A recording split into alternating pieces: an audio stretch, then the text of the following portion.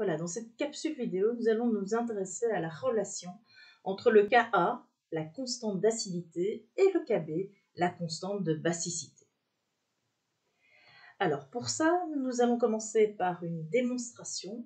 Vous avez cette démonstration dans votre cours, mais elle est présentée de manière théorique. Moi, je vais faire la même démonstration, mais à partir d'un exemple concret. Alors, je vous propose de prendre un acide. Je vous propose l'acide formique HCOOH. Alors, comme c'est un acide, je vais donc trouver l'expression du Ka. Donc, pour trouver l'expression du Ka, je prends l'acide, je le fais réagir avec l'eau qui est la base de référence et j'obtiens sa base conjuguée l'ion formate HCO- plus H3O+. Grâce à cette équation chimique, je peux trouver l'expression du Ka. Donc, je prends la concentration de l'ion HCO- à l'équilibre fois la concentration à l'équilibre de l'ion H3O+, sur la concentration à l'équilibre de l'acide formique. Alors, je vais faire la même chose avec une base pour avoir un Kb. Mais je ne vais pas choisir n'importe comment cette base. Je vais prendre la base conjuguée de HCOH. Et donc, je prends HCO-.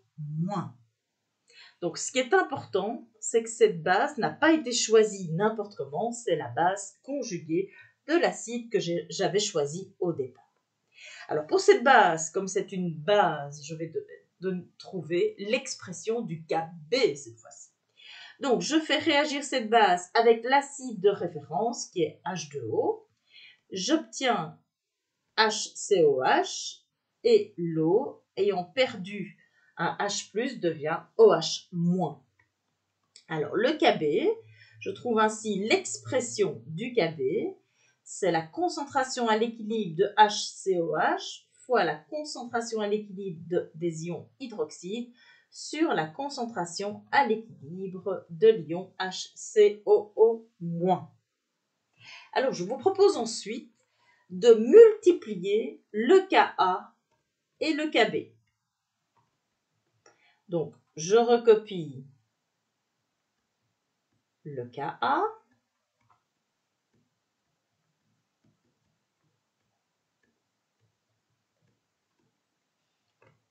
Voici, donc ceci, c'est bien le Ka. Je recopie le Kb.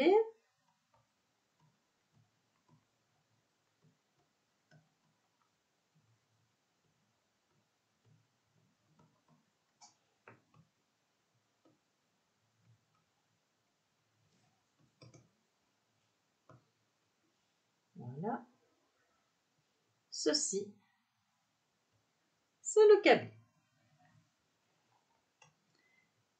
Alors, est-ce qu'on ne peut pas simplifier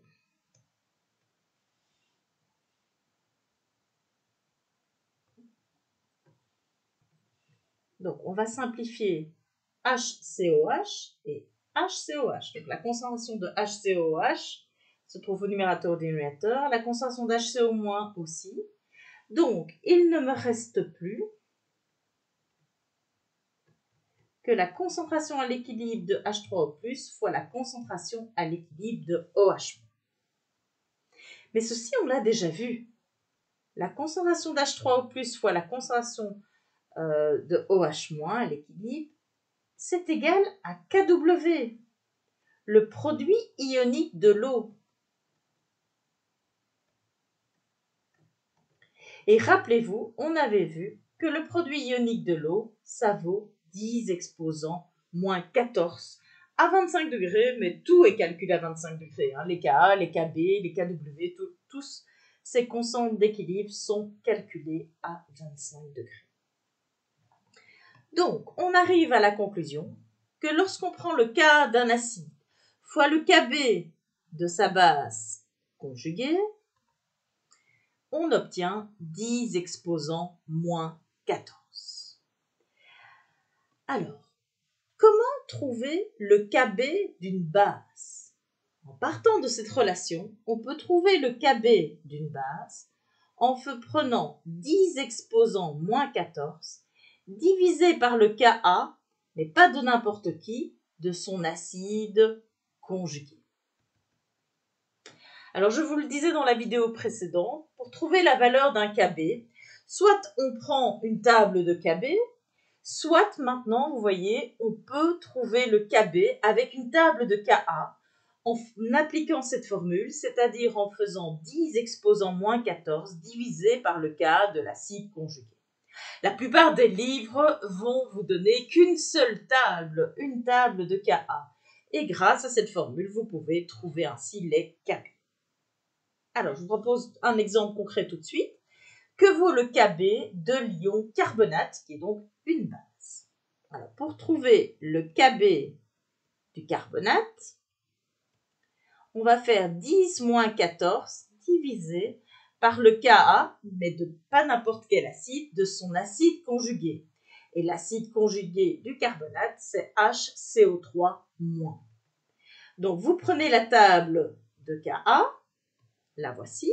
Vous cherchez l'ion HCO3-. Voilà, l'acide HCO3-, le voici. Le Ka vaut 5 fois 10 exposant moins 11. 5 fois 10 exposant moins 11. Donc ceci, ça se trouve dans la table des Ka. On prend sa calculatrice. 10 exposant moins 14 divisé par 5 fois 10 exposant moins 11. Ça vaut 2 fois 10 exposant moins 4. Voici la valeur du Kb du carbonate. Alors, voici une autre réflexion. On va prendre un acide fort, l'acide chlorhydrique. Son Ka, si on va voir dans la table, vaut 10 exposant 6. Première question, on vous demande de déterminer le Kb de sa base conjuguée. Alors, la base conjuguée de HCl, c'est Cl-. Donc, pour trouver le Kb de Cl-, on fait 10 moins 14 divisé par le Ka de l'acide chlorhydrique.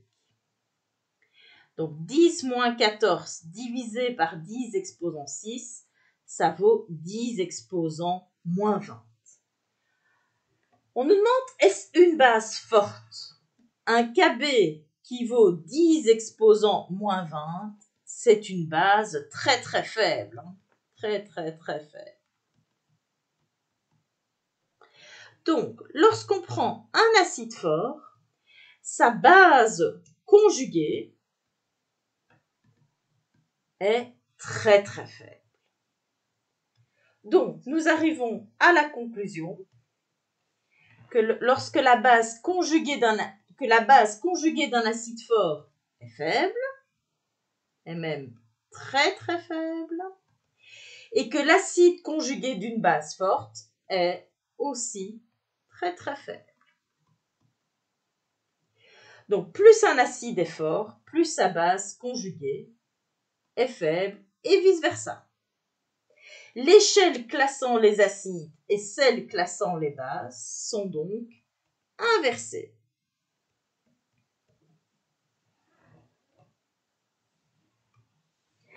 Donc, cela signifie, nous avions déjà noté que Hi est l'acide le plus fort de ce tableau. Eh bien, si Hi est l'acide le plus fort, sa base conjuguée I- est, on l'a vu, très faible. L'eau, ici, est un acide très faible. Sa base conjuguée est donc très forte. OH- est donc la base la plus forte de ce tableau. Donc, pour calculer le Kb, on l'a vu, on fait 10 moins 14 divisé par le K de son acide conjugué. Donc, pour avoir plus facile de retrouver l'acide conjugué de la base ou la base conjuguée de l'acide et vice-versa, vous voyez maintenant l'intérêt de présenter dans cette table de Ka les acides et les bases sous la forme de couple acide-base. Donc, si je prends deux bases, je prends F- et NH3. Alors, je les repère dans le tableau. Voilà. Je cherche. F- est ici. NH3 est ici. NH3 est plus bas. F- est plus haut. Or, attention, ce sont des échelles inversées. Donc, NH3 est plus fort, est une base plus forte que F- qui est plus haut dans le tableau. Alors, quelles sont les bases conjuguées des 6 acides forts? Alors, prenez votre table de Ka, repérez les 6 acides forts et donnez-moi leurs bases conjuguées. Donc, nous avons I-, ClO4-, Br-, Cl-, HSO4- et le nitrate. Eh bien, ces bases conjuguées sont tellement mauvaises comme bases qu'elles sont considérées comme neutres du point de vue acido-basicité. Ça veut dire que si on essaye de faire une réaction acide-base avec ces 6 bases-là, elles sont tellement mauvaises qu'en fait, il ne va rien se passer. On va obtenir des réactions impossibles. C'est pour ça qu'elles ont été mises dans la catégorie de neutres. Donc, rappelez-vous, depuis le début du chapitre acide-base, je vous dis que tous les anions sont des bases,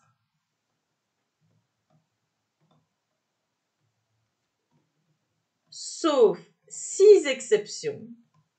Et bien maintenant, vous connaissez ces exceptions. Ces exceptions, ce sont les bases conjuguées des 6 acides forts. Alors, devez-vous les retenir par cœur?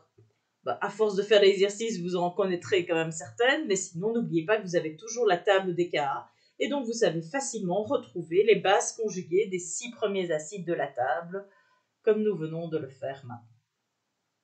Voilà, à vous de faire les exercices maintenant.